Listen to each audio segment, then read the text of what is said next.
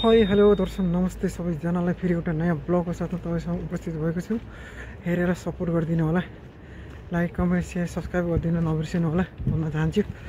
म चाहिँ Saudi Arab खाडीबाट म चाहिँ अहिले चाहिँ रुम जाँदैछु।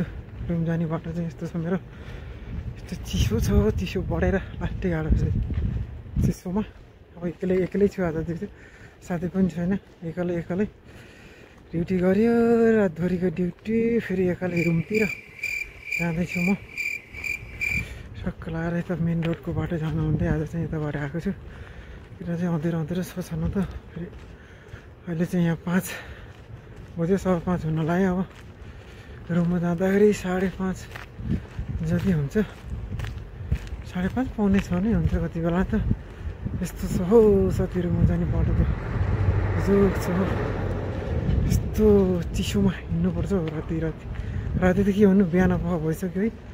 बिहान पख म जाँदैछु कोठातिर। अब जाने सट्ट नुहाइ गर्ने, खाना खाने, बिहान सुत्ने, बेलुका 3 बजेसम्म 3-4 बजेसम्म, फेरि उठ्यो नुहाइ गरेर फेरि ड्युटी, नाइट ड्युटी।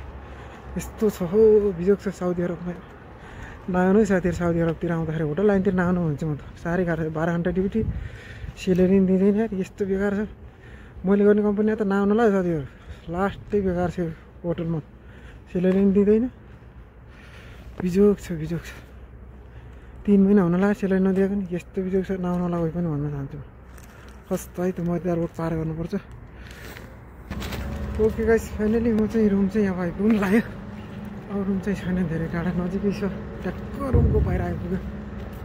अब चाहिँ रुममा छिर्छु म। रुममा छिरेपछि टक्क लाएर नुहाइ गर्ने, खाना खाने, सुत्ने हो, त्यही हो।